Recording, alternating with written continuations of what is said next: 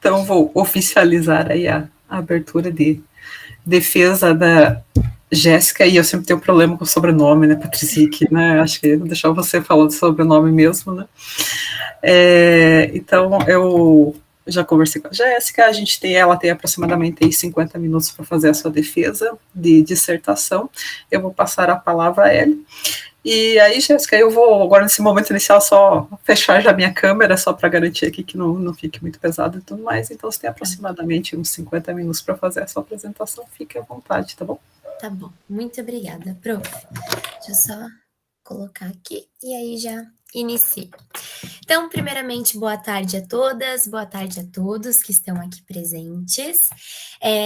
Eu sou Jéssica Nayara Patek, aluna do programa de pós-graduação em Física e Astronomia da Universidade Tecnológica Federal do Paraná, e hoje eu vou apresentar para vocês a minha defesa de dissertação, que tem como título Análise dos efeitos do sal perclorato de lítio sobre o desempenho de transistores com porta eletrolítica à base de mel. Então vamos lá. Bem, para essa apresentação, eu estruturei ela em 7 partes principais. Então eu vou começar fazendo uma abordagem a respeito do contexto atual que nós temos a respeito dos transistores com porta eletrolítica, que utilizam mel como eletrólito. Em seguida, vou apresentar quais foram os objetivos, então, que nortearam esse estudo. E, além disso, farei uma abordagem a respeito dos conceitos, dos modelos que fundamentam a nossa pesquisa. Então, posteriormente, serão abordados os procedimentos, os recursos utilizados na nossa investigação, seguido dos resultados obtidos e, por fim, serão apresentadas as nossas conclusões e as perspectivas para os nossos trabalhos futuros. Bem, então, vamos lá. Desde o primeiro relato teórico que nós temos sobre os transistores, lá em 1926, as pesquisas a respeito desses dispositivos são constantes, né? Então, atualmente, 100 anos depois desse primeiro relato, nós podemos encontrar na literatura diversas estruturas e arquiteturas diferentes para esses transistores. Então, uma classe desses transistores que se destaca no âmbito de sensoriamento são os transistores que utilizam como porta, né? Porta eletrolítica, um material eletrolítico. Essa seria a ideia, um eletrólito, né? Então, as principais vantagens a respeito desses transistores com porta eletrolítica é porque eles vão apresentar uma alta densidade de corrente quando eles operam mesmo que em baixas tensões. E isso corresponde também a uma alta transcondutância. Bem, outro detalhe importante a respeito desses transistores é que a camada eletrolítica, ela pode ser formada por um material que seja sustentável, biodegradável e biocompatível. Então, quando a gente pensa a respeito de sensores, de biosensores, essa é uma contribuição bastante positiva, né? Porque pensando nesse dispositivo em geral, ele vai ser de fácil manipulação e, principalmente, não vai apresentar nenhum componente tóxico para quem utiliza. Já não é novidade, na realidade, o uso de uma camada eletrolítica que apresenta essas características eco-friendly. Inclusive, eu trouxe aqui alguns exemplos para vocês de camada eletrolítica que já existe na literatura, né? Então, nós temos, por exemplo, esse trabalho publicado em 2010, que relata o desenvolvimento de um transistor orgânico e que utiliza como eletrólito uma gota de água. Além disso, existem alguns trabalhos também que falam a respeito da gelatina como eletrólito, e por fim, também existem trabalhos, né, que relatam o uso do mel como eletrólito, como é o caso do nosso estudo que foi desenvolvido. Então, assim, a exploração do mel como camada eletrolítica vem ganhando força nos últimos anos. Então, nosso objetivo aqui vai ser, na verdade, a nossa expectativa, a nossa motivação é explorar aquilo que até então não foi explorado dentro dessa classe, né, de portadores, de transistores com porta eletrolítica que utilizam o mel como eletrólito. Então, a ideia, né, que a gente já existem alguns trabalhos publicados, por exemplo, tem de uma colega minha, do nosso grupo, que já fez também uma abordagem na sua dissertação a respeito de utilizar diferentes méis como camada eletrolítica, com esse intuito de observar algumas semelhanças e diferenças que esses méis traziam no desempenho de EGTs, então de Electrolyte Gate Transistor, que seriam os transistores com porta eletrolítica. Outro trabalho também relevante é um trabalho que foi publicado no ano passado, que fala a respeito da comparação da performance entre dois dispositivos que utilizam eh, como material semicondutor o óxido de zinco, né? Então, onde faz uma comparação entre utilizar o eletrólito água e o eletrólito mel como camada eletrolítica. E uma das conclusões desse trabalho é que o mel apresentou maiores valores para razão on-off e maior transcondutância. Então, assim, baseado no que já se tem na literatura, a ideia aqui é explorar algumas coisas além, né? Então, é tentar é tentar abordar alguns temas que podem ser interessantes para esse assunto.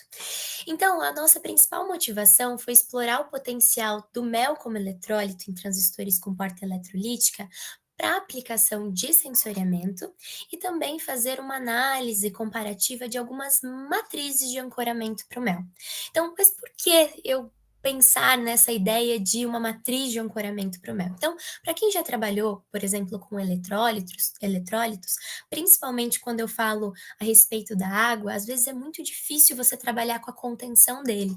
Então, aqui foi uma proposta, né, da gente tentar ver algumas matrizes, como elas se comportam nesse transistor, para que a gente pudesse ampliar esse estudo.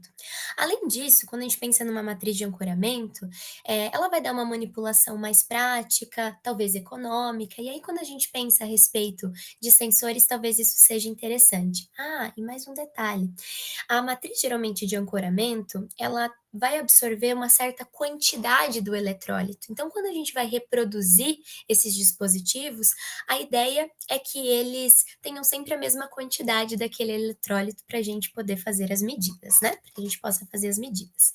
Então, a partir disso, foi definido o nosso objetivo principal, que é o desenvolvimento de um transistor com porta eletrolítica utilizando mel de abelha como eletrólito, junto à adição de um analito para que a gente possa fazer esse sensoriamento e que também a gente possa analisar esse transistor em diferentes matrizes para ancoramento ou suporte para o mel. E aí, os nossos objetivos específicos aqui, eles basicamente nos direcionam, ou enfim, dão um resumo a respeito de como nós pensamos no desenvolvimento desse trabalho. Então, o primeiro objetivo seria o desenvolvimento de um EGT utilizando o mel de abelha como porta eletrolítica.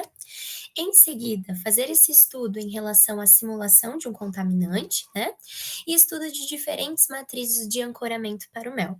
Mas não só fazer esses testes, né? A ideia é quantificar essas diferenças causadas pela adição do contaminante e as possíveis mudanças devido à presença da matriz de ancoramento. Então, esses seriam os nossos objetivos específicos.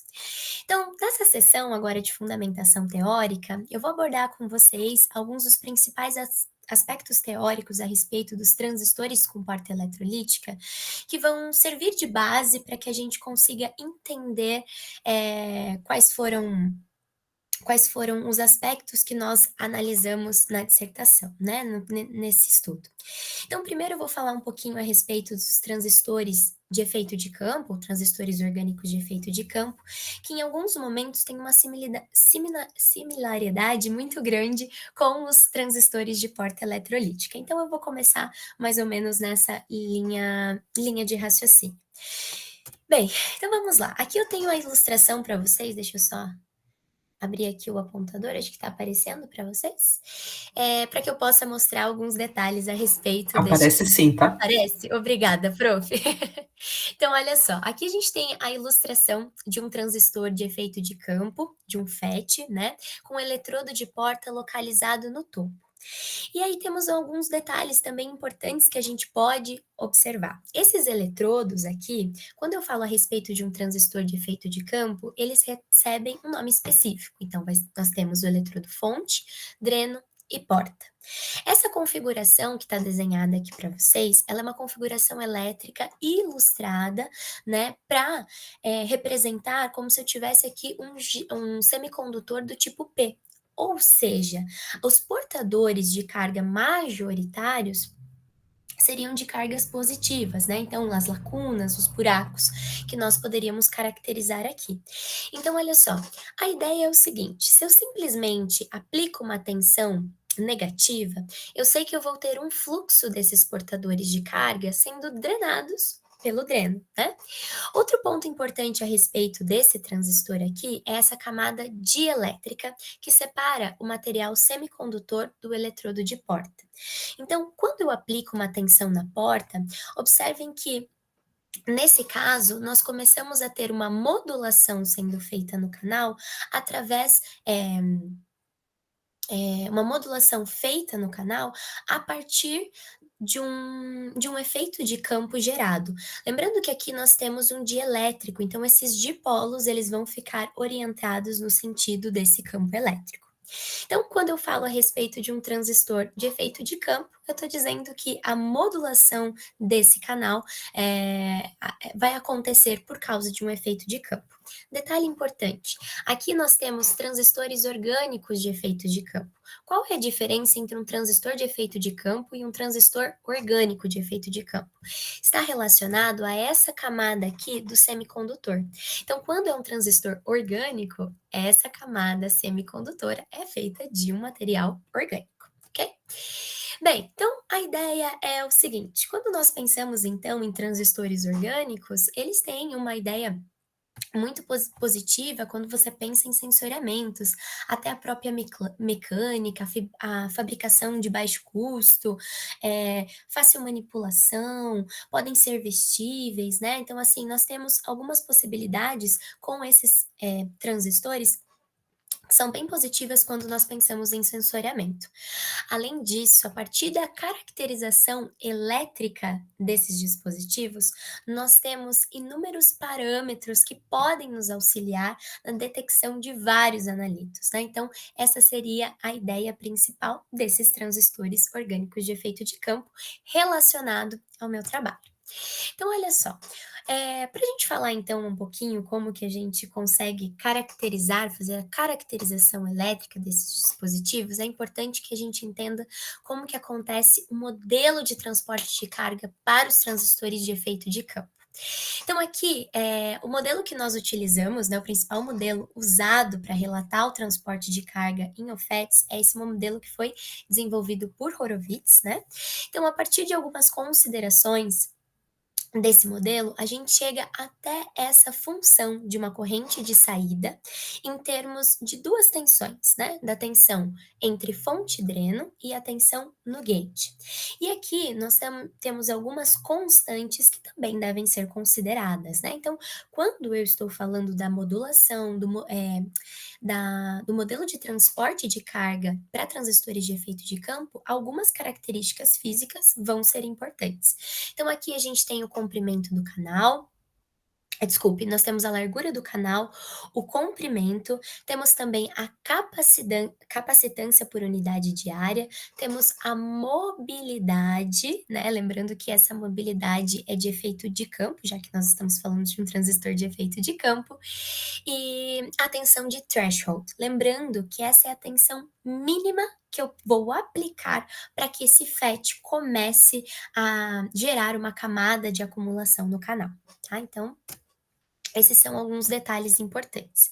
Então, há duas possíveis variáveis nessa equação. Então, como a gente viu aqui, eu tenho tanto a tensão VDS, que seria a tensão entre fonte e dreno, e também tenho a tensão VG, que seria a tensão aplicada à porta, né?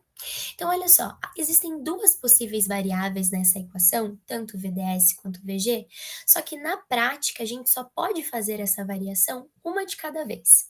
Então, nós temos, a partir dessa ideia duas curvas características que eu posso analisar quando estou falando de transistores, né? Então, olha só, nós temos a curva de transferência, que ela representa para mim a corrente entre fonte e dreno em função da tensão aplicada à porta, e nesse caso, a tensão entre fonte e dreno permanece constante, e nós temos também a curva de saída, que aí a gente vai ter uma inversão disso, né? Agora, a corrente entre fonte e dreno, ela ela vai estar em função da tensão entre fonte e dreno, e agora a tensão na porta será constante.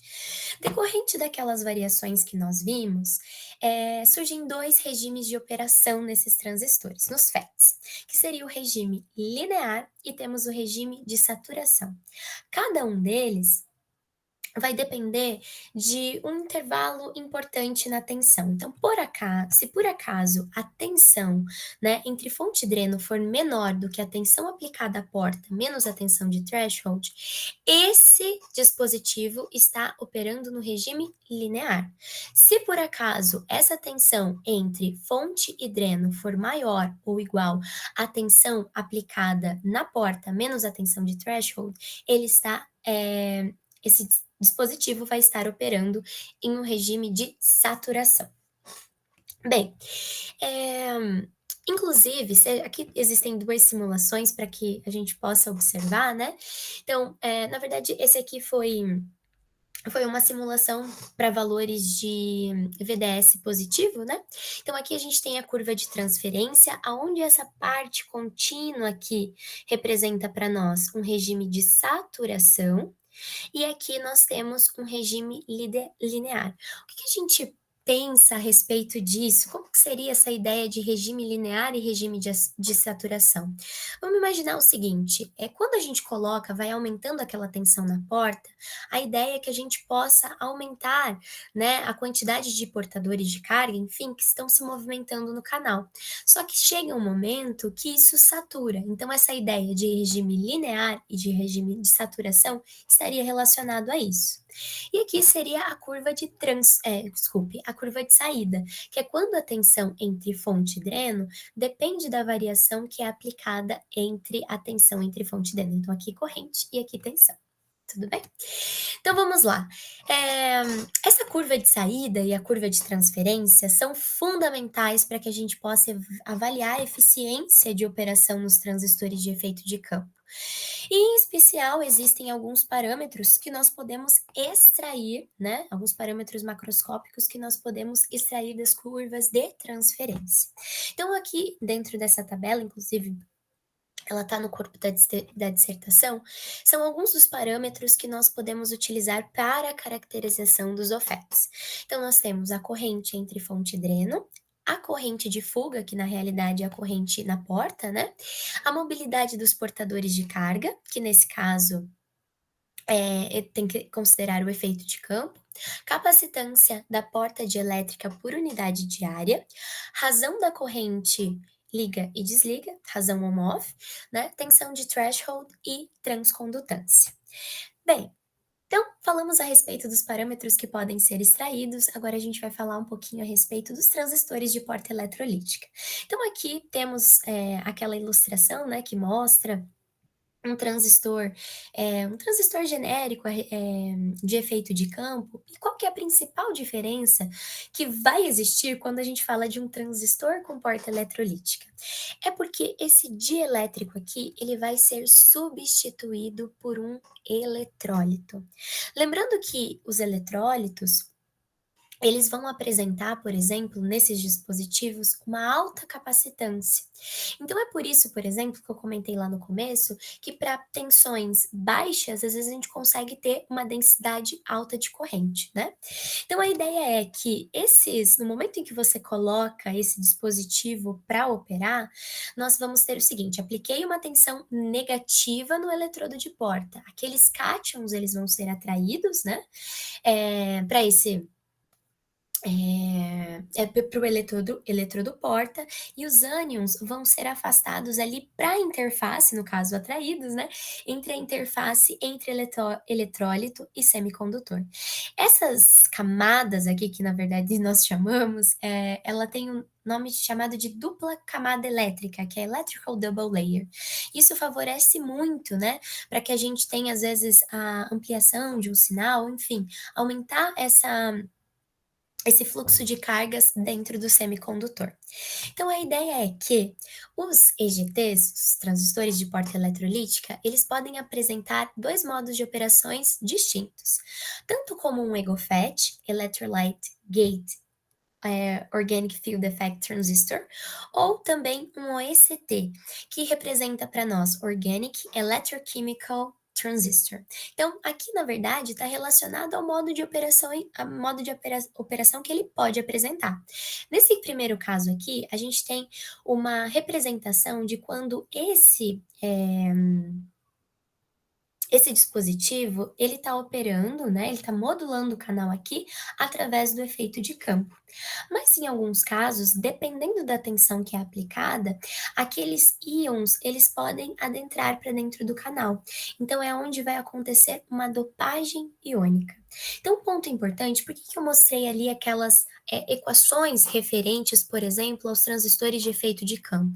É porque quando esse dispositivo está funcionando como um EGOFET, eu consigo extrair os mesmos parâmetros com aquelas ideias, né? Com aquelas equações. E quando ele está funcionando basicamente como um ST, às vezes eu não consigo visualizar exatamente o regime linear, o regime de saturação, e, consequentemente, eu não posso utilizar exatamente aquelas mesmas equações. Então, o ideal aqui, por exemplo, para um ST, seria trabalhar com a ideia de corrente de transiente, né? Então, seria mais ou menos essa a ideia. Então, vamos lá, falando um pouquinho, então, como foram construídos os dispositivos que foram analisados. Primeira coisa, esses dispositivos, então, eles foram construídos em um substrato de silício, dióxido de silício, com esses eletrodos de ouro aqui padronizados, desculpe. Então, olha só, aqui eu tenho uma imagem dele real, aqui eu fiz uma ilustração, porque em alguns momentos é interessante de trabalhar com algumas edições, então achei interessante fazer a ilustração ao lado. E aí tem um detalhe, em alguns transistores que são feitos, né, de porta eletrolítica, é comum a gente observar aqueles gates de ponta, né, então que às vezes que eles são posicionados no eletrólito. No meu dispositivo, ele apresenta um gate in plane. Então, quando a gente for falar, por exemplo, aqui a respeito do eletrólito do eletrodo gate, ele vai estar exatamente no mesmo plano que os eletrodos, por exemplo, para fonte e dreno, ok? Isso apresenta uma vantagem, porque às vezes quando a gente vai fazer a medida por exemplo, desses transistores, a gente sabe que existe uma dependência da capacitância por unidade de área, por exemplo. Então, dependendo do quanto aquela ponta, né,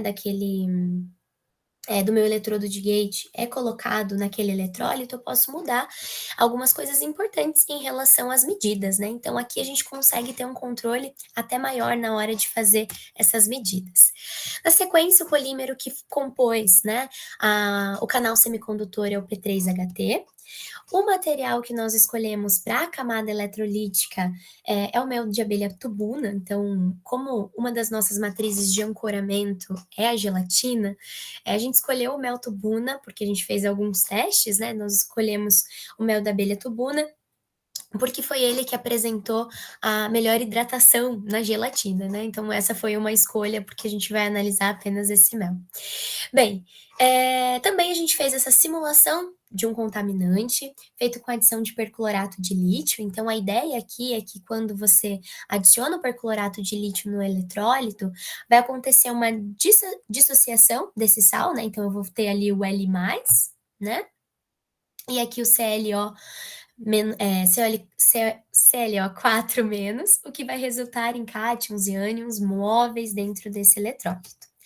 Bem, só que Para a gente fazer essa simulação de contaminante, eu só quis colocar aqui essas etapas para a gente entender o seguinte: esse mel, esse perclorato, ele foi dissolvido no mel. Então, eu não utilizei uma camada, por exemplo, de mel e aí depositei aleatoriamente ali uma certa quantidade de perclorato de lítio. Não, então a gente fez, né, uma blenda de mel com perclorato e aí sim, depois a gente foi fazendo as deposições. Mas em seguida, eu vou abordar isso com vocês.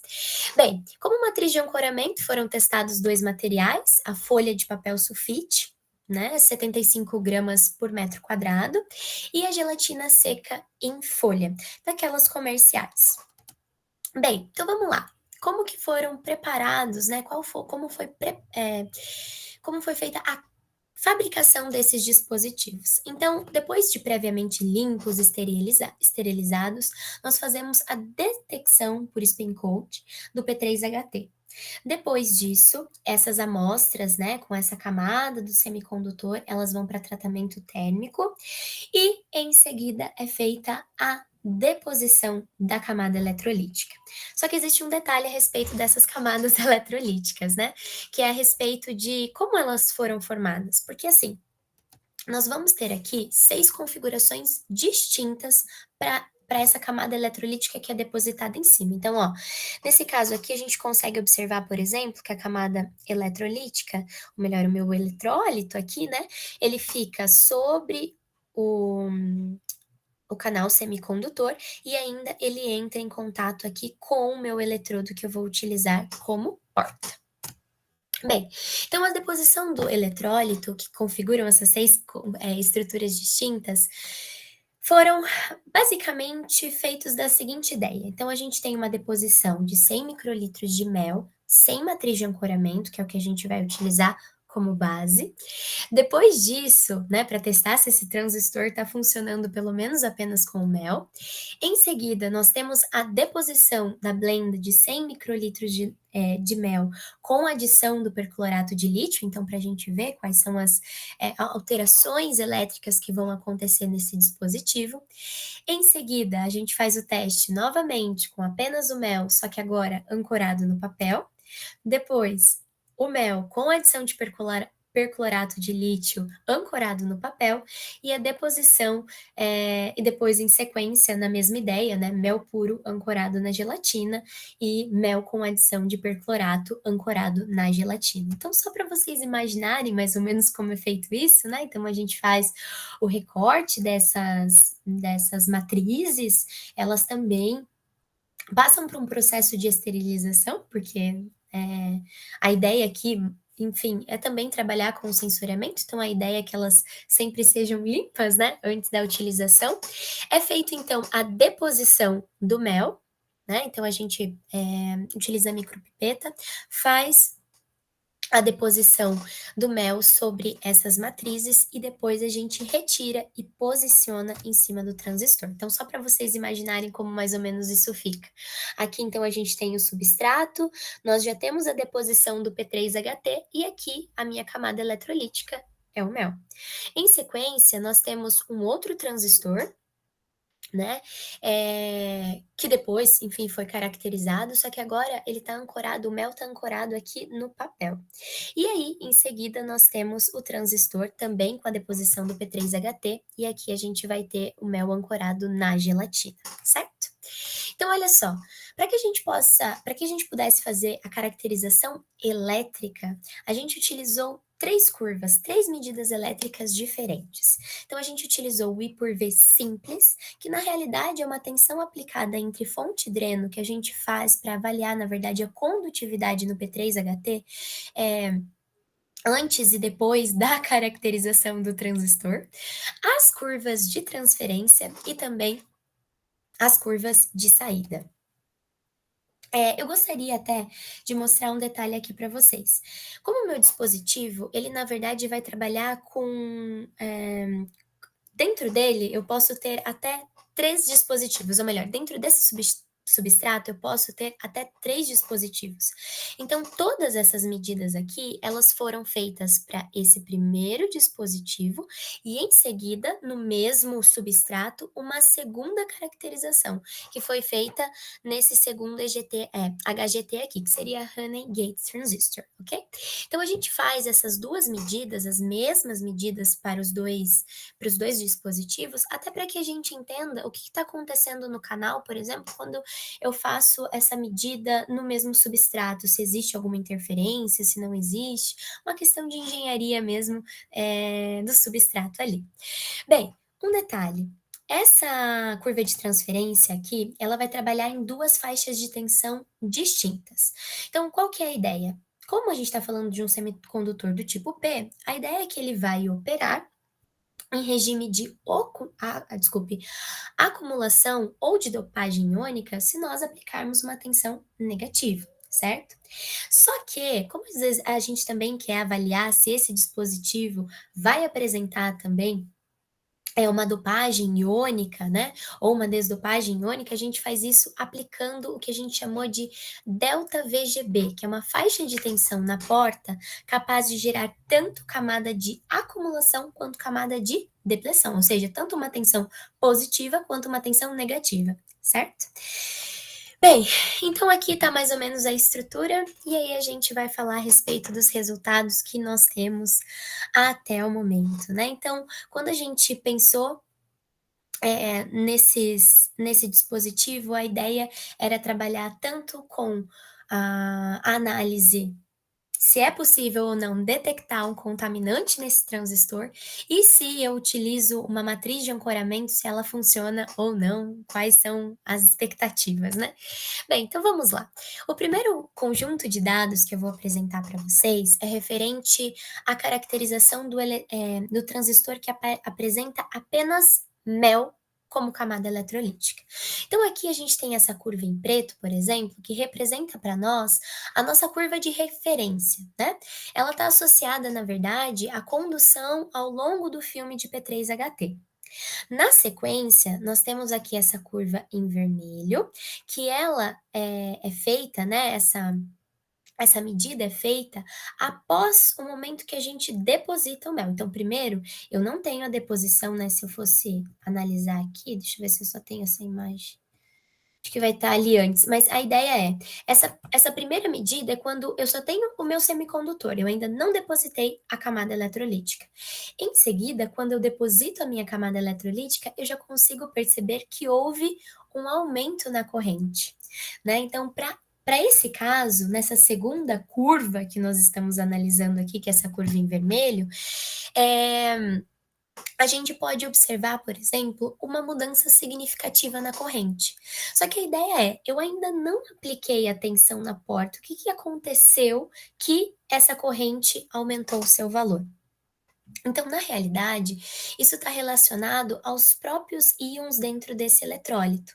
Quando eu aplico uma tensão entre fonte e dreno, eu vou ter alguns íons se aproximando dessa camada, dessa interface entre eletrólito e semicondutor, aumentando já a,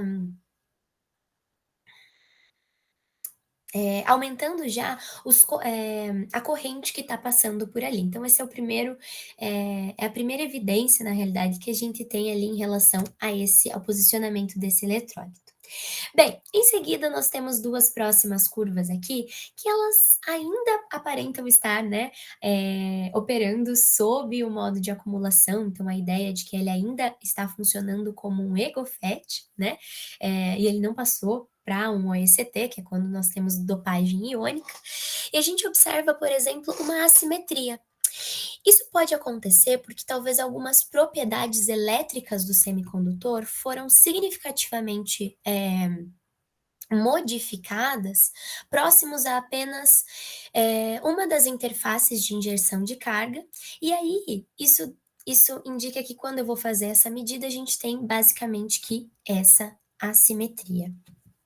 Certo? Então foi repetido, na verdade, para as duas curvas, tanto para aquela que é feita, a curva I por V, feita Após a caracterização elétrica, quando eu utilizo uma faixa VGA, ou seja, que é só naquele regime de acumulação, ou se por acaso for um AECT, eu tenho um regime, eu vou ter também uma dopagem iônica. E aqui, quando eu faço essa análise, a quarta curva, na realidade, ela é referente a uma faixa de tensão que vai analisar tanto desdopagem quanto dopagem iônica, nessas duas faixas. Bem, em seguida aqui nós temos a curva de transferência, nós podemos observar aqui, ó, que ela está operando majoritariamente sobre o regime de acumulação, até porque essa esterese, ela aparece para tensões mais baixas, né, o que corrobora, inclusive, com a ideia de que nós não temos íons permeando no canal. Outro detalhe importante que é interessante quando a gente fala desses transistores é observar isso aqui, né?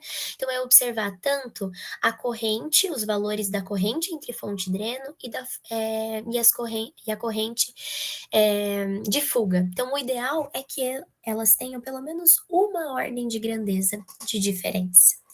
Bem, para que não haja dúvidas, né, se há ou não íons, se eles estão ou não permeando no canal, uma possibilidade, então, de análise que a gente faz é utilizar uma faixa de tensão que promove a desdopagem do canal. Então, eu vou aplicar tanto uma tensão negativa, quanto aplicar uma tensão positiva. Veja que, se a gente for analisar aqui, ó, a tensão de threshold, que é quando a gente está analisando o momento em que a camada de acumulação começa a acontecer, né? A gente pode ver que nós temos aqui alguns valores distintos. Mas mesmo com isso, a gente não considera que esse transistor esteja funcionando como um AECT, porque se a gente analisar que mesmo com uma faixa de tensão maior, a corrente aqui, ela é muito parecida com a corrente que a gente tem quando a gente está analisando apenas no regime, desculpe, com uma faixa de tensão referente só a um regime de acumulação. Bem, a próxima curva que foi caracterizada, né, que teve caracterização elétrica, é a curva de saída.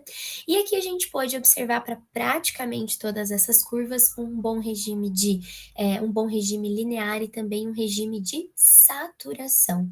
Então, como o nosso intuito aqui é poder imaginar que esse transistor pode ser analisado em outras frentes, nós entendemos que, né, a partir dessas informações, a gente pode sim explorar, né, uma utilização futura, inclusive como uma plataforma de sensoriamento. E aí, a sequência que vem logo em seguida, né? Então, aqui nós temos também umas medidas de corrente por V, e essa mesma sequência de medidas que foi feita para o transistor anterior também foi feita para o transistor que utiliza a blenda de mel com perclorato de lítio. Só que aqui a gente já tem algumas mudanças bem interessantes. Primeiro que quando eu adiciono esse eletrólito, a gente tem uma corrente aumentando de maneira significativa, e a partir do momento em que nós fazemos, né, nós fazemos as próximas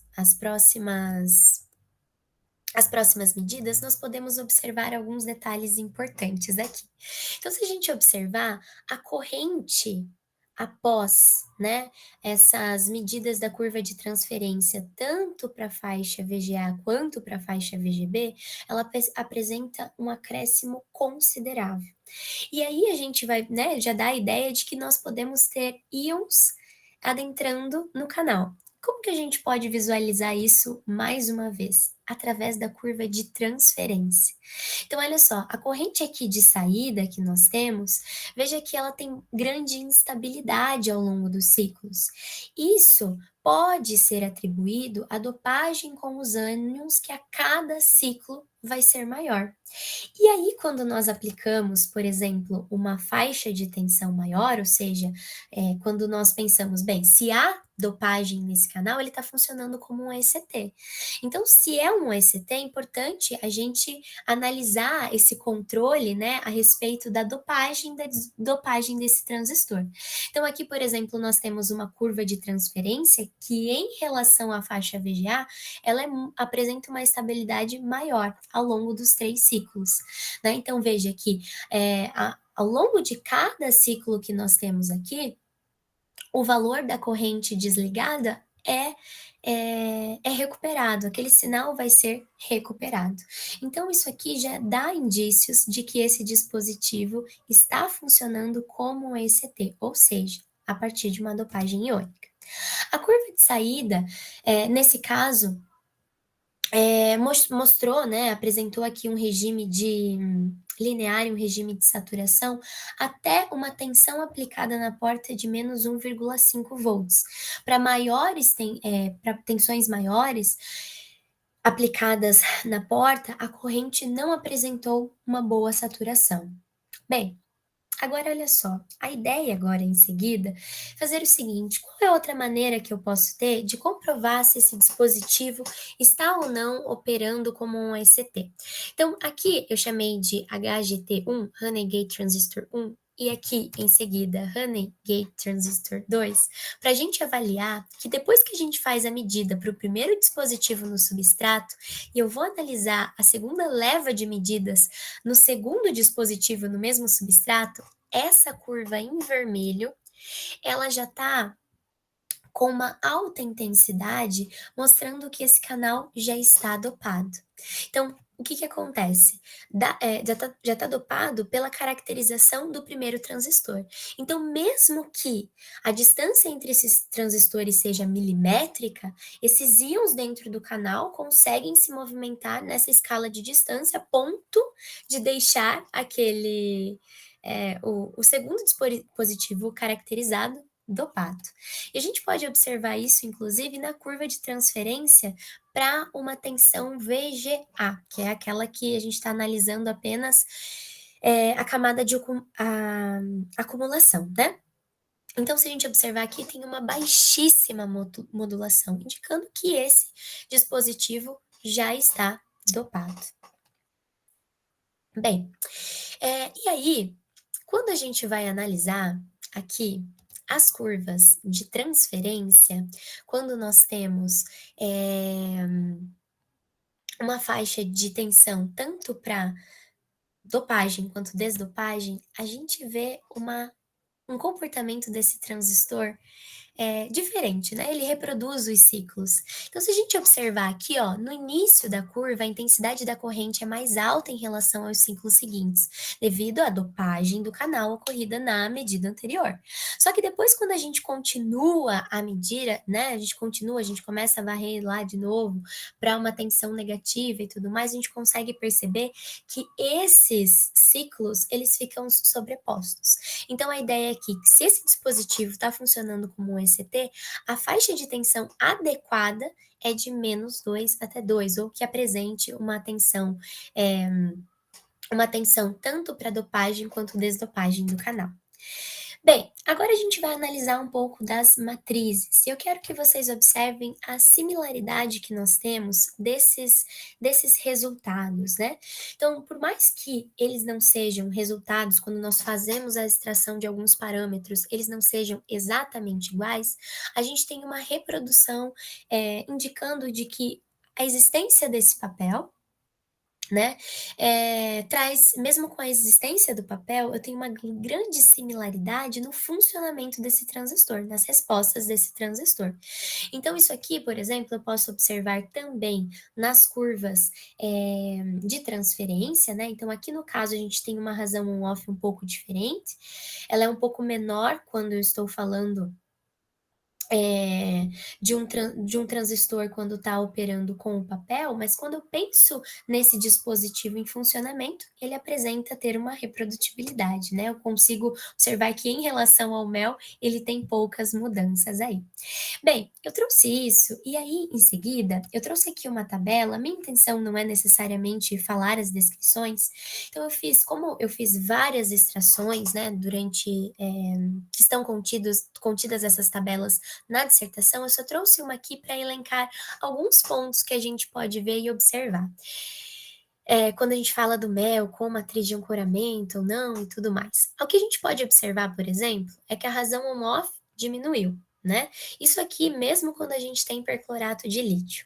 Só que algumas outras coisas a gente conseguiu observar como recorrentes. Por exemplo, a transcondutância, quando eu estou analisando apenas mel e mel com papel, ela tá basicamente que na mesma ordem de grandeza.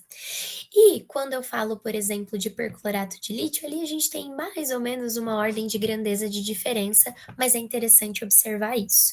Então, assim, essas tabelas e outras comparativas, para quem pôde ver no texto, que não pôde depois, qualquer coisa a gente abre para visualizar.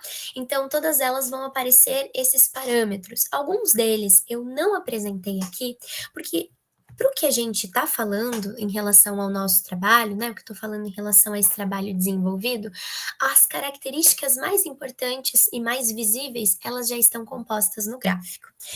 E eu já volto ali para mostrar quais são elas, tá?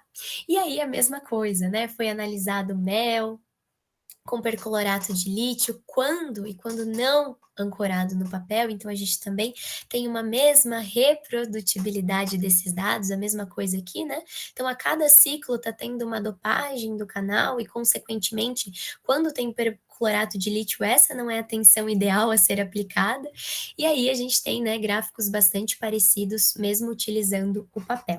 O que eu quero voltar aqui rapidinho e mostrar é o seguinte: atenção às curvas de transferência. Observem que quando eu tenho apenas o mel, essa histerese, apenas o mel, sem o mel com perclorato, essa histerese aqui, ela é no sentido anti-horário. Isso para todas as curvas de transferência, então sentido anti-horário. Quando eu vou analisar essas curvas de transferência com o perclorato de lítio, elas vão ter um sentido oposto, né? Então a gente vai ter aqui no sentido horário, se vocês puderem observar aqui. Então, essa é uma característica importante que nós percebemos até agora. Então, primeira delas, quando está funcionando, quando eu tenho apenas mel, esse dispositivo, ele funciona apenas como um EGOFET. E quando eu tenho perclorato de lítio, ele começa a ter dopagem no canal. E outra consequência disso também é o sentido da esterese nas curvas de transferência. Bem, aqui eu trouxe para mostrar um pouquinho para vocês, é que assim, quando a gente foi fazer as medidas em relação à gelatina, né? Então, tanto só o mel ancorado na gelatina, o mel com perclorato na gelatina, nós tivemos alguns problemas em relação a essas medidas, né? O ideal seria que a gente pudesse fazer algumas outras medidas para ter algumas informações mais consistentes a respeito disso. Mas o que eu queria mostrar aqui para vocês é que algumas características que nós observamos antes para apenas mel com perclorato ou in, ancorado ou não na matriz, nós conseguimos também observar nessas curvas que a gente conseguiu ali tirar algumas informações a respeito da gelatina. Então, olha só, eu separei aqui então para mostrar para vocês as curvas relacionadas ao mel com perclorato de lítio ancorado na gelatina, e que foi onde a gente conseguiu um pouco de modulação aí, a gente conseguiu observar alguma coisa, e a gente tem ali essa esterese também quando tem perclorato de lítio no sentido horário e quando nós não temos perclorato de lítio no sentido anti-horário. Então, essa foi uma característica importante que a gente observou aí. Bem, então, para irmos em direção ao fim, eu gostaria de falar um pouquinho a respeito das nossas conclusões a respeito do que nós trabalhamos até aqui. Então, a ideia é que quando eu utilizo esse Honey Gate Transistor, né, com mel puro, como camada eletrolítica, mesmo que ancorado ou não, ele vai apresentar um comportamento como um EGOFET, e o sentido dessa esterese é no sentido anti-horário na curva de transferência. Quando nós utilizamos esse mesmo transistor, né, agora com uma blenda de mel e perclorato de lítio, ou como camada eletrolítica, ele começa a apresentar um comportamento como um ECT, e o sentido da esterese na curva de transferência vai ser no sentido horário. Então aí a gente já pode elencar que temos dois parâmetros importantes, talvez, né, duas informações importantes que podem indicar que existe ou não algum sal adicionado, algum contaminante dentro desse mel. Bem, em sequência, falando um pouquinho a respeito do papel como matriz. Então, a gente percebeu que realmente, né, existem algumas influências no comportamento, só que tem a gente consegue reproduzir algumas coisas que são interessantes. E quando a gente pensa, por exemplo, em sensoriamento, mesmo que essa razão on-off não seja exatamente igual, a gente consegue, por exemplo, quando compara mel ancorado no papel e mel e perclorato de lítio ancorado no papel, nós temos respostas diferentes, no sentido de que eu consigo fazer a detecção de alguma coisa. Até outra coisa que é interessante a respeito do papel é que quando a gente faz a deposição do mel, a absorção dele é muito boa, e aí a gente consegue transferir, né, às vezes, dependendo de qual é a utilidade que a gente quer para esse dispositivo, a gente consegue transferir com mais facilidade. Então, a ideia é que o papel em si, como matriz de ancoramento, possa ser utilizada como um avanço, inclusive, né, nesse campo de sensoriamento. Já no caso da gelatina, existe uma necessidade de investigações mais abrangentes. Então, a ideia da gelatina, na realidade, é que ela ficasse com um tipo de hidratação diferente, igual a da água, quando a gente hidrata a gelatina em folha com água, que ela fica com uma estrutura perfeita para que você consiga depositar em cima do seu transistor. Mas, nesse caso, a gente não teve uma resposta muito boa na hidratação e também uma complexidade molecular da gelatina que eu acho que interferiu aí nas medidas que nós tivemos. Então, a ideia é que a gente possa fazer investigações mais abrangentes, novas medidas, né? Então, é isso.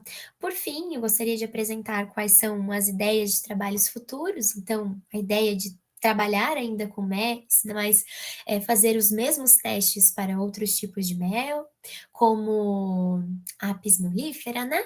Analisar o comportamento desse EGT simulando um sensoriamento para distinção entre diferentes sais. Então, aqui a gente fez para perclorato de lítio, então fazer para sais diferentes. E analisar o perfil da corrente de transiente para transistores com porta eletrolítica usando mel como eletrólito e mel com perclorato de lítio. Isso aqui é interessante porque quando a gente fala do mel com perclorato de lítio, ele funciona como um ECT. Então, essa corrente de transiente, ela traz bastante informações nesse caso. E aí, por fim, adicionar na outra matriz de ancoramento, né, algum tipo de fármaco, né, que possa auxiliar na detecção de algum agente biológico, quem sabe. Bem, então, para finalizar, eu gostaria de agradecer, né, de expressar minha profunda gratidão a todos que contribuíram para a realização desse trabalho, aos meus orientadores, a professora Kelly e o professor Douglas, aos meus colegas, a banca que despendeu um tempo, parte do seu tempo, né, para leitura e avaliação do meu trabalho, ao professor Serbena, que disponibilizou o espaço lá da UFPR para que eu pudesse fazer a construção desses dispositivos, também aos pesquisadores Martin e Hugo, que forneceram o substrato para que eu pudesse para que eu pudesse construir esses transistores, e eu finalizo a minha apresentação agradecendo a todos, né, que estão aqui, a minha família e também aos meus amigos. É isso.